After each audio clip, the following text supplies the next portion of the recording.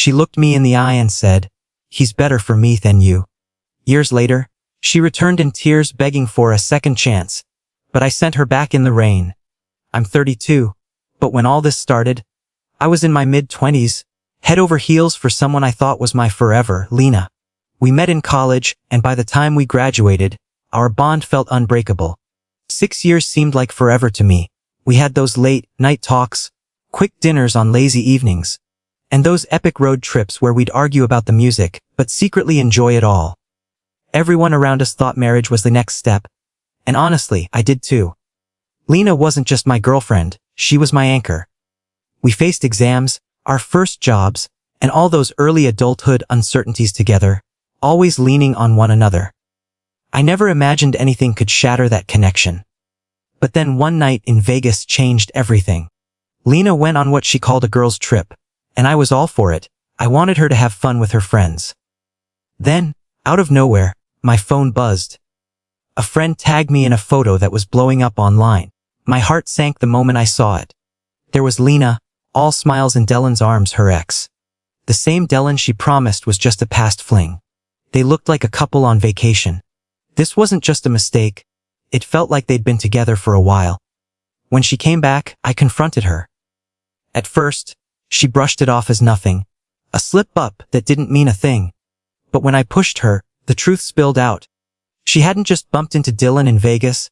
She'd been texting him for months, sneaking behind my back, convincing herself it was fine to explore what might have been.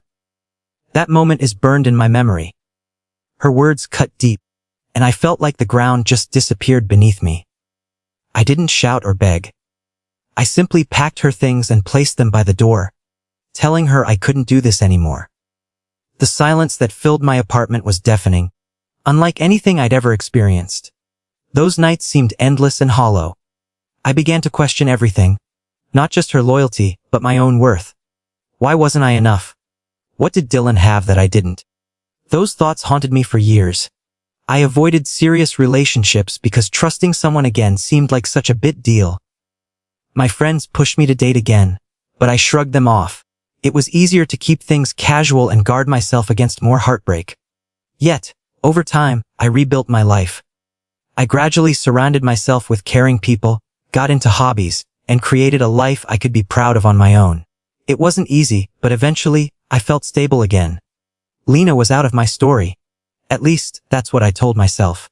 I thought that chapter was closed for good, but as I'd soon find out, life doesn't always respect the endings we think we've written. One Friday evening, the rain wasn't just falling, it lingered on the windows, making everything feel hushed. I was settled on the couch, not expecting anything unusual when I heard a knock at the door. I thought it was a package I'd forgotten about. But when I opened the door, my heart nearly stopped. There was Lena. She looked nothing like the woman who had walked out of my life. Her hair was wet from the rain, sticking to her face, and the confidence she used to have seemed stripped away, replaced by fatigue. Those eyes, once so sure, now showed something I hadn't seen before: regret. We both stood there in silence for a moment, the rain continuing to tap against the porch. Finally, she said, "Ethan, I need to talk to you." I froze. Part of me wanted to slam the door shut right then, and there, memories of what she'd done flooding back, painfully sharp. But curiosity, or maybe habit, kept me from doing so. Against my better judgment, I stepped aside, and she walked in slowly, almost unsure if she belonged there. The silence stretched out until she broke it, her words tumbling out in fragments. After I left, after I chose Dylan, I thought I was making the right choice. He promised me adventures, the things I thought I was missing. But it didn't take long for everything to fall apart. Her voice was shaky, and she clasped her hands together tightly. He cheated on me, lied about where he was and who he was with. And when I lost my job, he decided I was too much trouble and just left. I leaned against the wall, arms crossed, trying to wrap my head around what she was saying. Part of me wanted to laugh at the irony, but the hurt ran deep. She continued, her eyes lowered. I thought I had upgraded, but in the end, I got nothing. No love, no stability, just shattered promises. Hearing her admit that stirred up a whirlwind of emotions in me. Anger, a hint of pity, and above all, confusion. Why come to me now? After all this time, after all the pain, Why show up at my door? She finally looked up, her voice soft and filled with desperation. I know I don't deserve your time, but I had nowhere else to turn. I needed to see you. The rain outside filled the silence again as I tried to steady myself. This wasn't how I imagined seeing her again. Certainly not in this state of regret. I always thought if she came back, it would be to show off her success, to prove how much better her life had turned out. But here she was, owning up to her mistakes, standing in the very place she once shattered.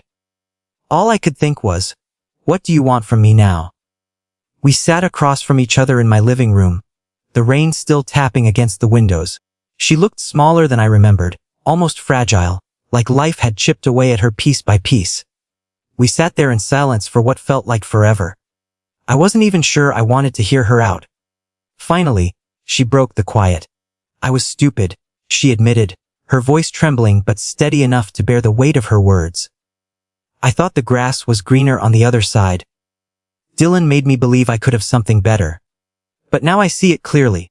I lost the only man who ever truly loved me. Tears welled in her eyes as she leaned in slightly, moving from confession to plea. Please, Ethan, I don't want to lose you again. I sat there with my jaw clenched, every nerve in my body on alert. Inside, it felt like a storm was brewing. Anger, sadness, disbelief, all intertwined. Part of me wanted to remind her of the countless nights I spent alone, staring at the ceiling, questioning my own worth. But another part, the one that still remembered what it felt like to love her, wondered if forgiveness was even possible. She reached for my hand, and instinctively, I pulled back. That simple gesture brought back memories I'd buried deep. The way her hand used to fit perfectly in mine. The future we once envisioned together. I looked straight at her and asked, do you even understand what you did to me? She blinked, clearly taken aback by the edge in my voice. Do you realize how many nights I lay awake questioning my worth? I pressed on, wondering if I wasn't enough, if there was something missing in me. Do you know the pain of watching the person you trusted most treat you like a backup plan? Tears streamed down her face as she covered her mouth to stifle her sobs. I know, she whispered. I know I destroyed you. I can never take that back. But I swear, Ethan, I've changed. I'm not the same person I was back then. Her voice shook as she continued. I've been watching your life from a distance, seeing you grow and smile with friends. And I hated myself for it, because I could see you were finding happiness without me. And I've been living with nothing but regret. Hearing her say that felt surreal. The woman who once shattered my heart was now pleading for a second chance in my living room. Her regret seemed sincere, but was it enough? Could remorse undo the damage? The weight of it all pressed down on me. I wanted to say something that would make sense of everything between us. But honestly, I wasn't sure there was anything left worth saving. The room felt heavy with the years that had passed. The only sound breaking the stillness was the rain tapping against the glass, like a reminder of time slipping away. Lena sat at the edge of the couch, her face buried in her hands while I stood by the doorway, arms crossed, trying to keep my emotions in check. Finally, I asked the question gnawing at me since she showed up. Why now, Lena? My voice wasn't raised, but it carried the weight of everything I had needed to ask for years. She looked up, tears streaming down her face. Because I've lost everything, she said softly. Dylan left me with nothing but debts. When I needed him most, he just vanished. My family won't even talk to me anymore. Not after what I did to you. They saw how much it broke you. They couldn't forgive me either. Her words hit me harder than I expected. I could see the shame on her face, the way she struggled to maintain eye contact. She took a shaky breath. I thought I had it all figured out. I thought Dylan was the answer. When it all crumbled, I realized that the only person who ever loved me unconditionally was you. I traded something real for an illusion, and I've regretted it every single day since. For a moment, I almost felt pity for her, almost. But pity isn't love. It doesn't erase betrayal. And now, you think you can just come back here, I said slowly. Because you've hit rock bottom. You think I'm just a safety net waiting for you to realize what you lost. She flinched but didn't argue.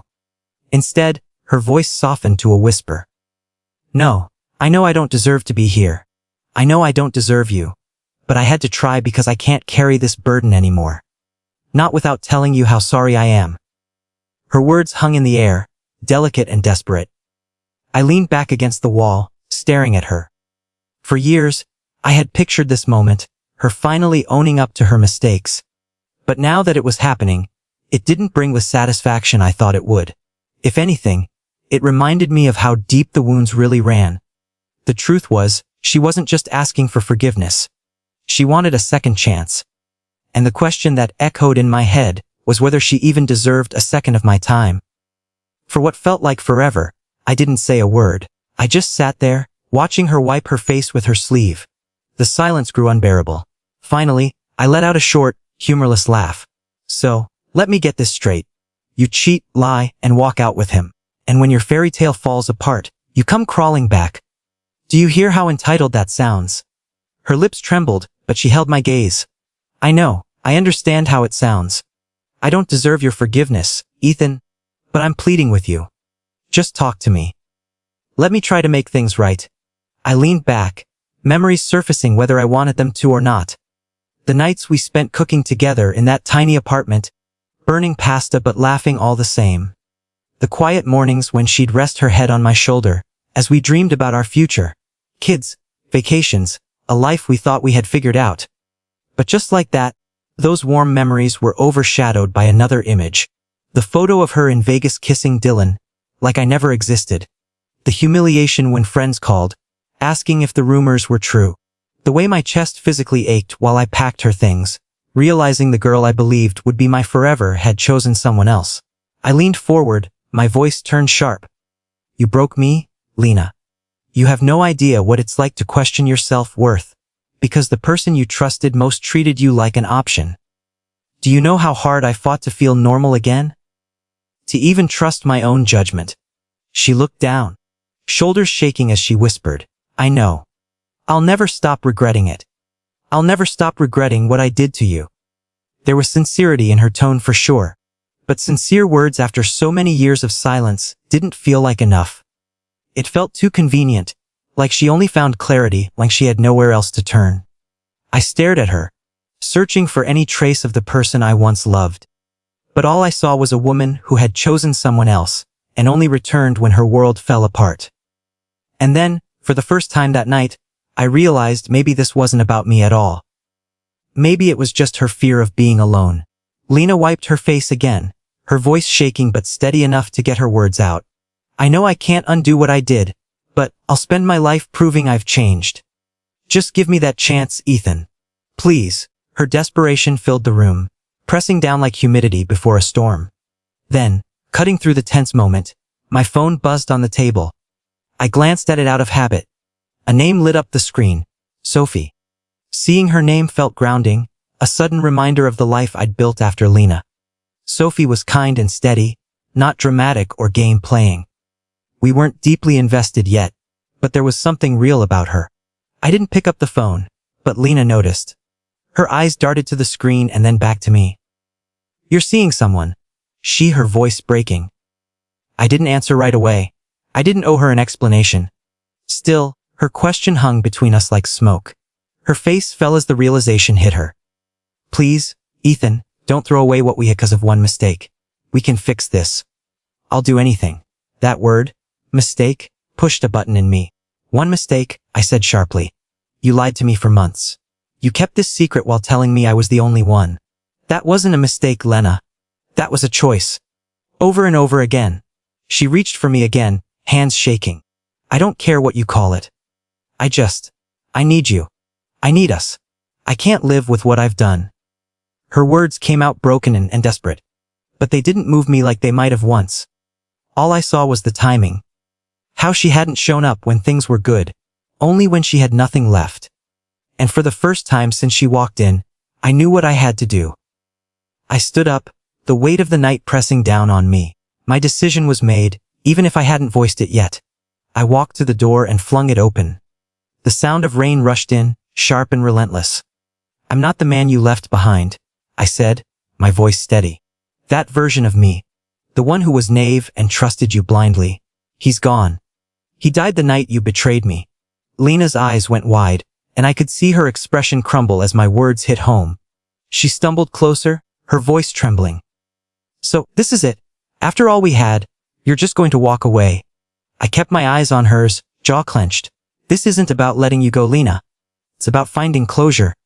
You wanted forgiveness, and I offered you the truth. But second chances, they're for people who didn't let the first one slip away. Her shoulders fell, that last flicker of hope disappearing from her face. She paused briefly, then stepped back into the rain. I closed the door behind her. The sound echoed through the room like a final note.